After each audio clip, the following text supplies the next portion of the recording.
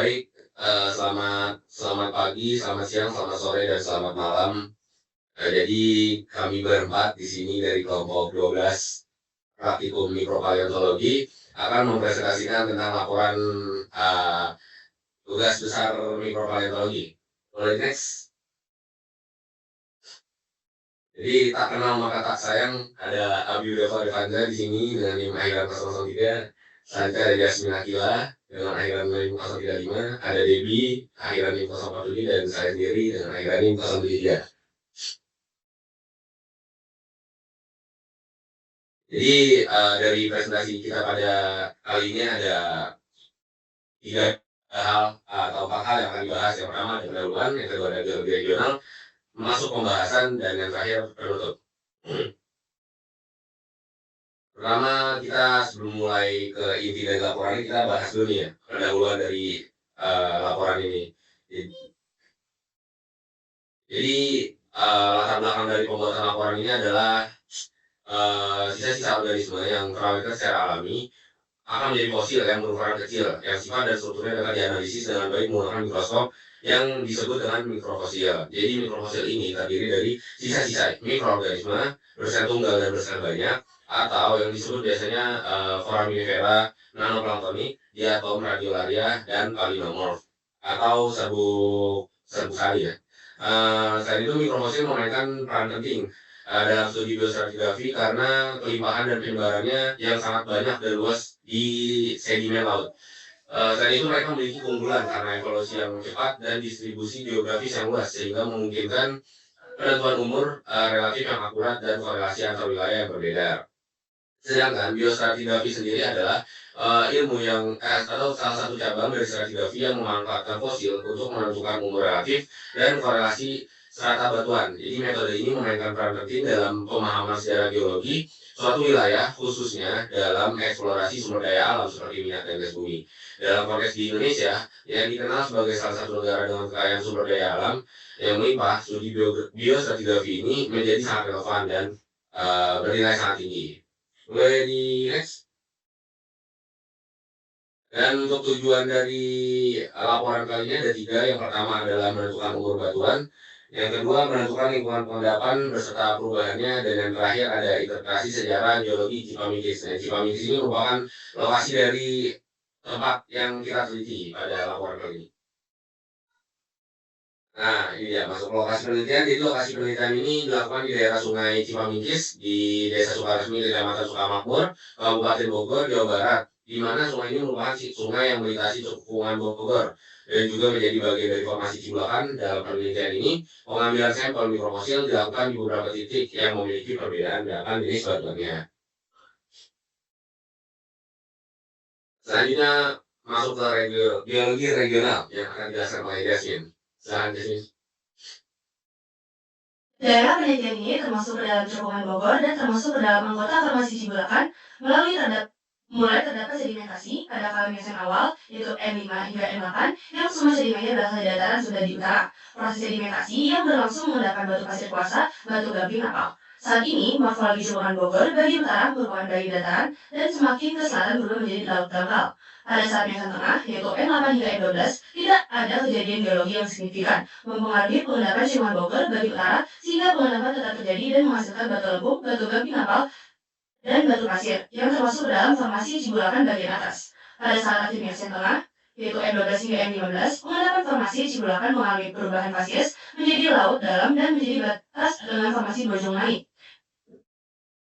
Formasi Cibulakan adalah lapisan batuan khas epikontinental Sunda yang terbenam dari selatan ke utara hingga lepas pantai.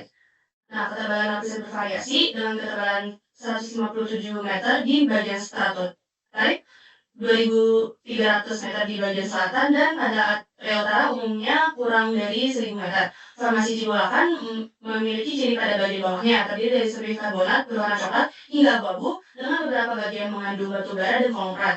Semakin ke atas terdapat lebih banyak kandungan karbonat, terutama napal vulkanit berwarna abu-abu dan batu gamping yang kaya akan fosforaminifera apoptonik. Bagian tengah formasi ini terdiri dari batu gamping padat berwarna putih dengan sisipan serpih dan pasir yang mengandung vulkanit. Di bagian puncaknya terdiri dari lapisan batu pasir dan napal yang kemudian berubah menjadi batu lempung, batu lanau yang terdiri dari fragmen moluska. Berikutlah gambar 1 mengilustrasikan pengendapan pada cekungan Bogor dan di mana gambar 2 ini adalah penampakan stratigrafi formasi Cibulakan. Selanjutnya adalah pembahasan yang akan dipresentasikan oleh Abiu. Silakan. Baik, jadi kita selanjutnya akan membahas mengenai kolom stratigrafi dan interpretasi lingkungan pengendapan dan umur. Nah, baik, saat ini kita sudah melihat kolom stratigrafi ya. Kita membacanya dari kanan ke kiri, dan dari kanan itu yang paling tua dan kiri itu yang paling muda. Kita bisa melihat di sini secara luas kita bisa melihat ukuran butir yang awalnya ukuran lebih kecil menjadi lebih besar secara pengendapan. Jadi terjadi adanya perubahan pengendapan, perubahan ukuran butir dari sedimen yang diendapkan. Nah, ini menandakan apa? Ini menandakan adanya perubahan air laut, perubahan level permukaan air laut. Selanjutnya,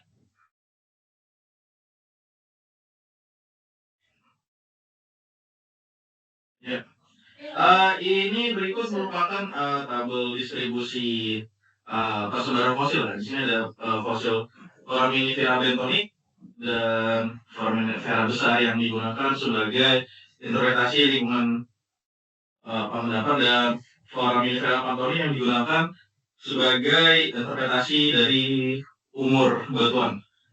Next.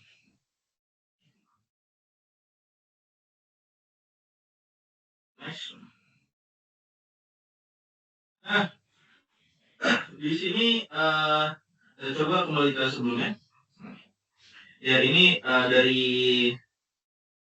dari sini kita bisa melihat bahwa lingkungan pengendapan ini dari STA 2.1 itu memiliki zona bathymetry lower middle batial. Ini dilihat dari kemunculan awal fosil nomor 14 dan 16 di lower batial dan kemunculan akhir dari fosil yang sama di upper batial. Lalu selanjutnya di STA 2 ini berada di zona bathymetry upper batial, dilihat dari kemunculan awal fosil nomor 5 dan batas akhir zona bathymetry dari fosil nomor 1, 3, dan 4. Lalu di STA 2 ini berada di zona pengendapan middle batial, dilihat dari batas awal zona bathymetry dari fosil nomor 11 dan batas akhir zona bathymetry dari fosil nomor 12. Dan di STA 1 ini berada di lingkungan pengendapan upper batial, dikarenakan terjadi kelimpahan fosil di upper batial. Selanjutnya, tabel selanjutnya. Nah, dari tabel 3.2.4 ini yang berada di STA 3 ini ditemukan bahwa zona bathymetry ini berada di middle neritic. Ini kita bisa melihat zona bathymetry di fosil nomor 5. Nah, ini bisa diinterpretasikan bahwa terjadi kenaikan muka air laut dari STA 1 yang berada di upper batial ke STA 2 yang berada di lingkungan pengendapan middle batial. Lalu terjadi penurunan muka air laut di STA 2 yang lingkungan pengendapannya upper batial.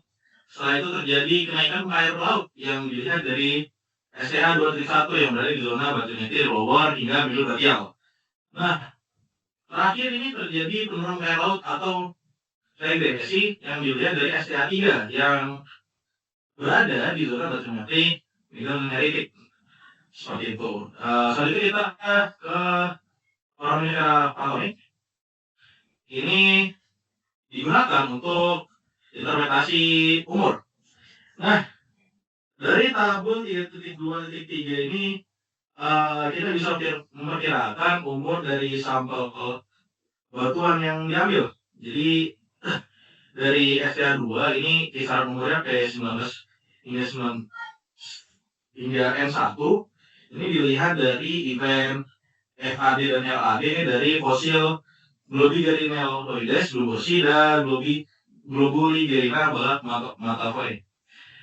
Nah, Selanjutnya di SCA 1.2 ini memiliki kisaran umur M8 dilihat dari FAD dan LAD dari fosil Paraeorbulina glomerosa.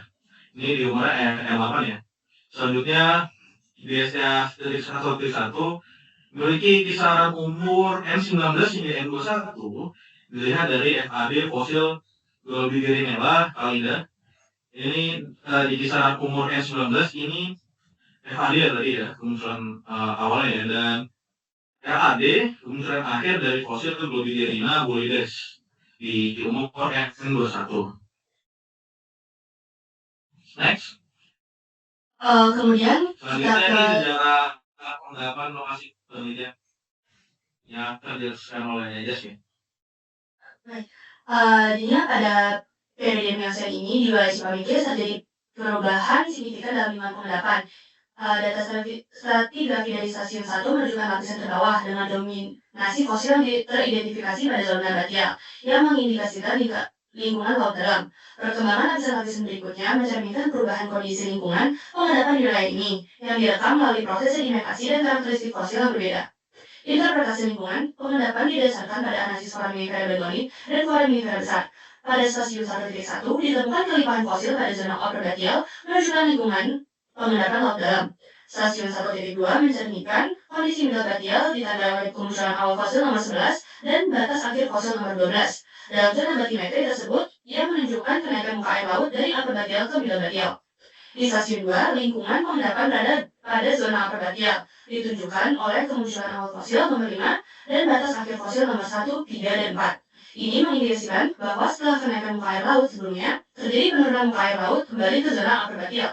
Selanjutnya, stasiun 2.1 menunjukkan zona batimetri lower ke middle batial, yang ditandai oleh kemunculan awal fosil nomor 14 dan 16 di lower batial dan kemunculan akhir fosil yang sama di upper batial, menandakan kenaikan muka air laut kembali. Pada stasiun 3, yang merupakan lapisan yang lebih muda dari stasiun 1, banyak ditemukan fosil dari zona middle neritic, menunjukkan penurunan signifikan dalam kedalaman laut di wilayah ini. Kehadiran fosil-fosil ini mengindikasikan bahwa lingkungan laut telah mengalami pendangkalan seiring waktu. Perubahan ini dapat diinterpretasikan sebagai regresi atau penurunan muka air laut yang signifikan, yang menyebabkan zona neritic yang sebelumnya terendam kini terungkap. Secara keseluruhan, sejarah geologi di wilayah Cipamingkir menunjukkan adanya perubahan fasies selama periode Miocene. Dari hasil analisis foraminifera bentonik dan foraminifera besar menunjukkan adanya fluktuasi muka air laut yang kompleks yang ditandai adanya pola transgresi dan regresi yang menghasilkan perubahan lingkungan, pengendapan dari zona batial dan hingga zona neritic yang lebih dangkal. Selanjutnya merupakan penutup yang akan dipresentasikan oleh Debbie. Berikut kesimpulan yang dapat kami simpulkan. Di wilayah penelitian ini terdapat batuan-batuan berupa Miocene tengah hingga Miocene akhir. Analisis geostratigrafi menggunakan metode berbagai stasiun membantu mengidentifikasi usia relatif dari lapisan-lapisan batuan dan menetapkan urutan stratigrafi yang akurat dalam periode waktu yang diamati. Lingkungan peradaban di wilayah penelitian berubah signifikan selama Miocene dari laut dalam atau batial di stasiun 1 dengan dominasi fosil zona batial menjadi lingkungan neritic yang lebih dangkal di stasiun 2. Perubahan ini tercermin dalam variasi komposisi fosil dan karakteristik batuan di masing-masing stasiun, menunjukkan transisi dari dalam laut yang dalam ke perairan yang lebih dangkal. Interpretasi sejarah geologis di Cipamingkir ini selama Miocene menyoroti perubahan fasies melalui analisis foraminifera bentonik dan foraminifera besar. Situasi kompleks dalam muka air laut dengan pola transgresi dan regresi memberikan gambaran mendalam tentang evolusi geologis dan proses sedimentasi di wilayah tersebut, memperkaya pemahaman tentang perubahan lingkungan selama periode waktu yang lanjut. Nah, saran dari kami pada penelitian ini pengambilan sampel pada kegiatan sehat harus dilakukan dengan teliti, kemudian dengan mengolah sampel tersebut dengan baik agar dapat dilakukan kelimpahan fosil yang banyak dan dapat membantu kita untuk menganalisis geostratigrafi dari lokasi penelitian kita. Berikut adalah referensi kami dan ini adalah tabel kontribusi. Terima kasih. Baik, kita sudah berada di penghujung presentasi atau penghujung laporan. Untuk presentasi kali ini saya ada pantun untuk pemirsa. Jadi anak pintar dan pemberani minum air di gelas bersih. Saya tutup presentasi hari ini. Salam hangat dan terima kasih.